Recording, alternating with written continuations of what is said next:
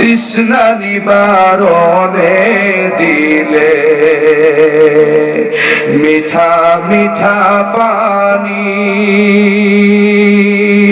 জঠর জ্বালা নিবারণে ফুল ফসল দানি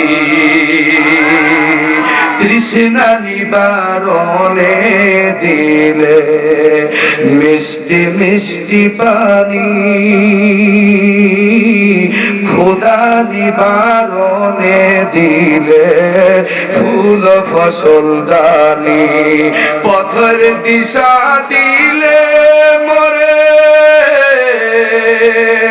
পথের দিশাই দিলে মোরে পাক কুরআনের বাণী তোমার দয়ায় ফুরান দয়ায় ফুরান আল্লাহ দয়ায় ফুরান যেমন তুমি দিলে জমিন দিয়েছো আসমান পথের দিশা দেখতে দিলে তোমারি কোরআন তোমার দয়ায় ফুরান দয়ায় ফুরান দয়ায় ফুরান আল্লাহ তোমার দয়ায় ফুরান। খারাপ লাগতেছে? আমি তো জাগা নাগা দিতে পারছি না, এসকে কিন্তু আমার উঠছে, ও জিনিস আমি খুব ভালো পারি, কিন্তু কোরআনের মাহফিল তো দিতে পারছি না।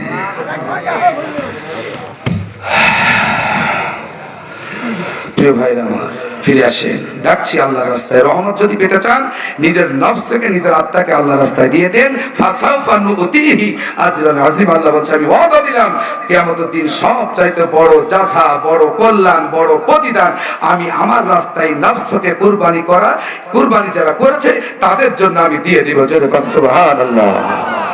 এবার রাসূলুল্লাহ রাব্বুল আলামিন বলেন أحسب الناس أن يتركوا أن يقولوا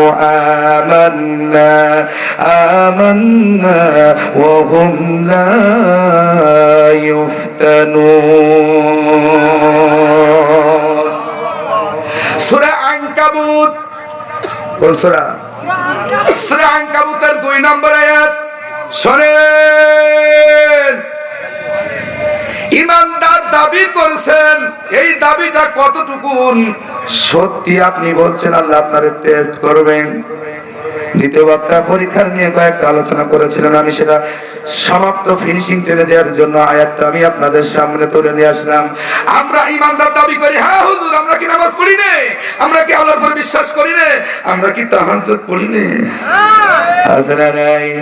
হ্যাঁ পড়েন, ঠিক আছে, কিন্তু কোন নিয়তে পড়েন, কার উদ্দেশ্যে পড়েন, কার খুশির জন্য পড়েন? আপনার এই পড়াটা, আপনার এই দাবিটা কতটুকু সত্য আল্লাহ টেস্ট করবেন। আল্লাহ আপনার পরীক্ষা নিবে।